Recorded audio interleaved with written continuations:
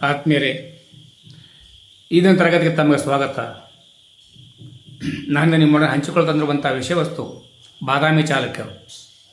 ಸಂಚಿಕೆ 2 ಇದು. 1ನೇ ವಿಕ್ರಮಾದಿತ್ಯ 655ರಿಂದ 681 ಅವಧಿಯಲ್ಲಿ ಆಳ್ವಿಕೆ ಮಾಡಿದ್ದನ್ನು ನಾವಿಲ್ಲಿ ಕಾಣಬಹುದಾಗಿದೆ. ಈತ 1ನೇ ವಿಕ್ರಮಾದಿತ್ಯನ ಮಗ. ರನ್ನನ ಗದಾಯುದ್ಧದಲ್ಲಿ ಇವನನ್ನು ದುರ್ಧರಮಲ್ಲ, ಯುದ್ಧಮಲ್ಲ ಎಂದು ಕರೆಯಲಾಗಿದೆ.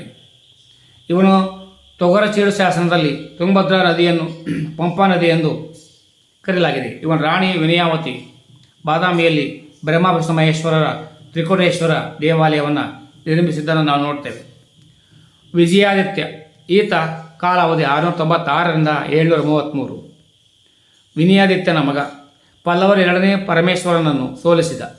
ಇವರ ಸವಿನೆನಪಿಗಾಗಿ ಪಟ್ಟದಕಲ್ಲಿನಲ್ಲಿ ವಿಜಯೇಶ್ವರ ಅಂದರೆ ಸಂಗಮೇಶ್ವರ ದೇವಾಲಯ ನಿರ್ಮಿಸಿದ.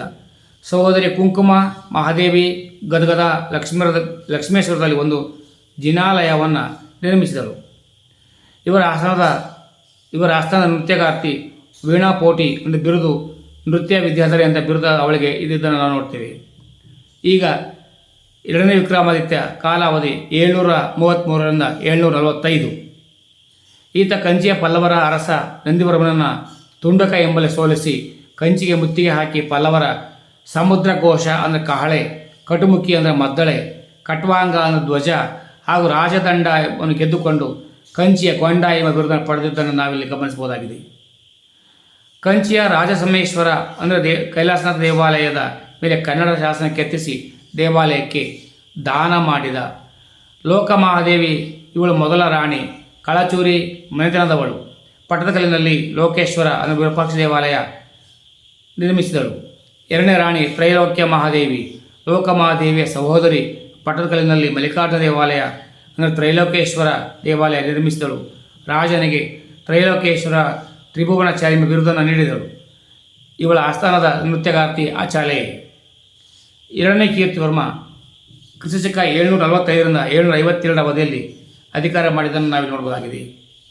ಬಾದಾಮಿ ಚಾಲುಕ್ಯರ ಕೊನೆಯ ದೊರೆ. ಇವರ ಸಾಮಂತರಾಗಿದ್ದ ರಾಷ್ಟ್ರಕೂಟರ ನಂದಿದುರ್ಗನನ್ನು ಇವರನ್ನು ಸೋಲಿಸಿ ಸ್ವತಂತ್ರ ಸಾಮಂತರಾಗಿದ್ದ ರಾಷ್ಟ್ರಕೂಟರ ನಂದಿದುರ್ಗರನ್ನು ಇವರು ಸೋಲಿಸಿ ಸ್ವತಂತ್ರ ಎಂದು ಘೋಷಿಸಿಕೊಂಡ. 757ರಲ್ಲಿ ರಾಷ್ಟ್ರಕೂಟರ 1ನೇ ಕೃಷ್ಣನು ಕೀರ್ತಿವರ್ಮನನ್ನು ಸಂಪೂರ್ಣವಾಗಿ ಸೋಲಿಸಿದ. ಈಗ ಆಡಳಿತ ನೋಡ್ಕೊಂಡ್ಬರುವ ಆಡಳಿತ. ರಾಜ ಆಡಳಿತ ಕೇಂದ್ರ ಬಿಂದು, ನ್ಯಾಯಾಂಗದ ಮುಖ್ಯಸ್ಥ. ರಾಜನೇ ಅಪರಾಧಿಗಳಿಗೆ ಕ್ಷಮಾಪತಿ ನೀಡುವ ಅಧಿಕಾರ ಹೊಂದಿದ್ದ. ಪ್ರಾಂತ್ಯಗಳಲ್ಲಿ ಮಹಾಮಂಡಲೇಶ್ವರರು, ವಿಷಯಗಳಲ್ಲಿ ವಿಷಯಪತಿ, ಭೋಗಪತಿ, ಗ್ರಾಮಿಕ, ಯುವರಾಜ, ಪ್ರಧಾನಮಂತ್ರಿ, ಸಂಧಿ ವಿಗ್ರಹಿಕ, ಮನೆ ವರ್ಗಡೆ, ನ್ಯಾಯಾಧ್ಯಕ್ಷ ಮುಂತಾದ ಮಂತ್ರಿಗಳಿದ್ದವು. ಇನ್ನು ತೆರಿಗೆಗಳಿಗೆ ಬಂದರೆ ಸಿದ್ಧಾಯ ಎಂಬ ತೆರಿಗೆ ಇತ್ತು. ಭೂಕಂದಾಯ 6ನೇ 1 ಭಾಗ. ಪನ್ನಾಯ ವೀಳ್ಯದೆಲೆ ಮೇಲಿನ ತೆರಿಗೆ. ಒಡ್ಡರಾವಲು ಅರಸಮಂತನದ ಮೇಲಿನ ತೆರಿಗೆ. ಚಿನ್ನದ ನಾಣ್ಯಗಳು ಯಾವ್ಯಾವಿದ್ದವಪ್ಪ ಅಂದರೆ ಗದ್ಯಾಣ, ವರಹ, 120 ಗ್ರಾಂ ತೂಕದ ನಾಣ್ಯಗಳು. ಇವರ ಮೂಲ ಕಸುಬು ಕೃಷಿಯಾಗಿತ್ತು. ತೆರಿಗೆ ಸಂಗ್ರಹಾಧಿಕಾರಿನ ಕರ್ಣಿಕ ಅಂತ ಕರೀತಾ ಇದ್ದರು. ಇವರ ಸೈನ್ಯವನ್ನು ಕರ್ನಾಟಕ ಬಲ ಅಂದರೆ ಅಜೇಯ ಎಂದು ಕರೆಯಲಾಗುತ್ತಿತ್ತು. ಬಳ್ಳಾರಿ ಜಿಲ್ಲೆಯ ಕುರುಗೋಡಿನಲ್ಲಿ ಭೂಮಿ ಅಳತೆ ಮಾಡುವ ಸಾಧನ ಕೆತ್ತಿದ್ದಾರೆ. ಶಿಗ್ಗಾವಿಯ ತಾಮ್ರಪಟ ಶಾಸನ ಪ್ರಕಾರ 4 ನೀರಾವರಿ ಕೆರೆ ನಿರ್ಮಿಸಿದ್ದರು. ಕಲೆ ಮತ್ತು ವಾಸ್ತುಶಿಲ್ಪ ನೋಡೋದಾದರೆ ಬಾದಾಮಿ ಚಾಲುಕ್ಯರು ಕರ್ನಾಟಕದ ದೇವಾಲಯದ ವಾಸ್ತುಶಿಲ್ಪ ಪ್ರವರ್ತಕರು. ಬಾದಾಮಿ, ಐಹೊಳೆ, ಪಟ್ಟದಕಲ್ಲಿನಲ್ಲಿ ದೇವಾಲಯಗಳ ನಿರ್ಮಾಣ, ವೇಸರ ಶೈಲಿ ಅಂದರೆ ನಾಗರ ದ್ರಾವಿಡ ಶೈಲಿಗಳ ಮಿಶ್ರಣ ಬಾದಾಮಿ ಚಾಲುಕ್ಯರ ಶೈಲಿ ಎಂದೇ ಇದು ಪ್ರಸಿದ್ಧಿಗೆ ಬಂದಿರುವುದನ್ನು ನಾವಿಲ್ಲಿ ಕಾಣುತ್ತೇವೆ. ಧರ್ಮ ಮತ್ತು ಸಮಾಜ ನೋಡ್ಕೊಂಡು ಬರೋದಾದರೆ ವೈಷ್ಣವ ಧರ್ಮದ ಆರಾಧಕರಾಗಿದ್ದರು. ಇವರು ಸರ್ವಧರ್ಮ ಸಮನ್ವಯವನ್ನು ಸಾಧಿಸಿದರು. ಕವಿ ರವಿಕೀರ್ತಿ ಹಾಗೂ ರಾಜಕುಮಾರಿ ಕುಂಕುಮ ಮಹಾದೇವಿ ಜೈನ ಧರ್ಮೀಯರಾಗಿದ್ದರು. 1ನೇ ವಿಕ್ರಮಾದಿತ್ಯನ ಕಾಲದಲ್ಲಿ ಐವರು ಶೈವ ಧರ್ಮದತ್ತ ಒಲವು ಸಾಧಿಸಿದರು. ಇವರು ರಾಜ್ಯದಲ್ಲಿ 100 ಸಂಘಾರಾಮಗಳನ್ನು ವಿಹಾರಗಳಿದ್ದವು. 10,000 ಜನ ಜೈನ ಬೌದ್ಧರಿದ್ದರು. ಸಮಾಜವು ಚಾತುರ್ವರ್ಣ ವ್ಯವಸ್ಥೆಯಲ್ಲಿದ್ದು ಕೂಡಿತ್ತು. ಜಾತಿ ವ್ಯವಸ್ಥೆ ಜಾರಿಯಲ್ಲಿತ್ತು. ಮಹಿಳೆಯರಿಗೆ ಹೆಚ್ಚಿನ ಸ್ಥಾನಮಾನಗಳು ಇದ್ದವು. ಬುದ್ಧ ರುಚಿ ಮತ್ತು ಬೌದ್ಧ ಭಿಕ್ಷು ಇಲ್ಲಿಂದ ಚೀನಾಕ್ಕೆ ತೆರಳಿದ್ದರು. ಬಾದಾಮಿ ಶಾಸನ ಅಂದರೆ ಕಪ್ಪೆ ಅರೆಪಟ್ಟಣ ಶಾಸನ ಹಳೆಗನ್ನಡ ಶಾಸನ, ಕನ್ನಡದ ಮೊದಲ ಉಪಲಬ್ಧ ಗ್ರಂಥ ತ್ರಿಪದಿ ಶಾಸನ. ಸಾಧುಗೆ ಸಾಧು ಮಾಧುರ್ಯಂಗೆ ಮಾಧುರ್ಯಂ ಬಾಧಿಪ್ಪ ಕಲಿಯುಗ ವಿಪರೀತನ್ ಮಾಧವನೀತನ್ ಪೆರನ್ನೆಲ್ಲ. ಶಿವಭಟ್ಟಾರಕ ಬರೆದಿರುವಂಥ ಹರ ಪಾರ್ವತಿಯ ಕೃತಿ.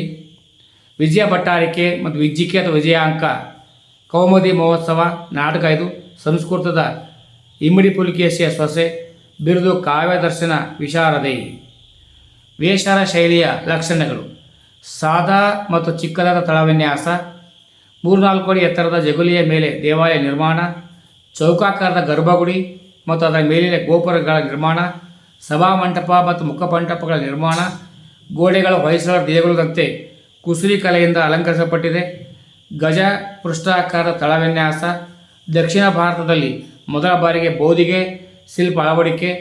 ಒಂದೇ ಸ್ಥಳದಲ್ಲಿ ದ್ರಾವಿಡ ರೇಖಾನಗರ ಮತ್ತು ಕದಂಬ ನಗರ ಶಿಖರಗಳುಳ್ಳ ದೇವಾಲಯ ನಿರ್ಮಿಸಿದರು.